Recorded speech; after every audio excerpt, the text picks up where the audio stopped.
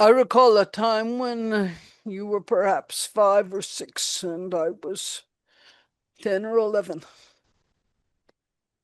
You were with me taking the sheep down from a higher pasture. We came back, they were in close, and we built a fire and sat to warm up and prepare our dinner. And you moved off into a meditation state. Now, of course, my father had taught me much about meditation.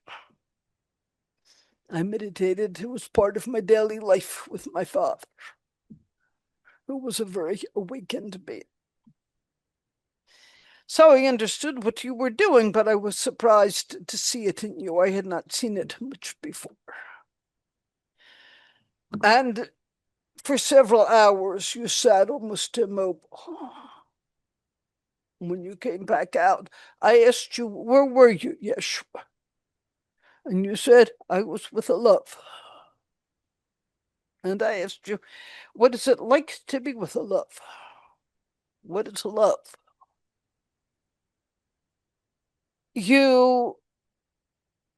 I could see that you did not have the words to answer. That 5-year-old couldn't answer. You just said, it is everything. It's you and it's me and it's everything. And you smiled such a gentle, all-encompassing smile. And your energy was so radiant and loving. A little later that evening, it began to rain quite hard. We did not have a tent. We had some kind of a covering that we could put over some sticks to give ourselves a bare amount of shelter. But it was cold and uncomfortable, and the rain put out the fire. And I saw you becoming impatient and cold and sad and angry. And being the bigger boy, I brought you to me and held you and tried to warm you and said it will pass, and asked you how you're feeling. You didn't say what might have been expected. I'm angry at the rain. You said, I'm ashamed that I'm angry. And that was very enlightening to me. My father had been teaching me about that, not to get caught up in the stories of my emotions, not to question my emotions, but to hold space around them. But you were 6 years younger than me, and I didn't expect that from you. So I asked you, can you tell me more about that? You just shook your head and said, not to be ashamed about emotions, like you had just thought of it. Like you had perhaps known it forever, but not articulated it before. And you just said, oh, suddenly understanding it. And then the rain stopped and we built up the fire and went to sleep.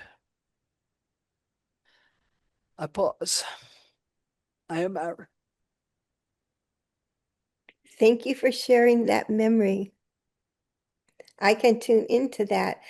And I remember when I had shared that I was ashamed. And I remember sharing that from a sense of just being aware that I was ashamed, but not angry at myself or judging myself that I was ashamed. Now, later on, when I was somewhat older, there were times when I would move into that because I had more of the critical self-consciousness awareness that one develops, especially as they move into adolescence. But I was blessed to have family that would simply, if you were angry or ashamed, would just say, it's okay, let it be. It's okay, let it be. Think of your lifetimes and how many instances has it been okay to just be who you are? Has it been okay to be angry? Now, I'm not saying if I was angry and being destructive, a parent shouldn't say, oh, hold on, bucko, back out. Let's go sit down and talk about it. But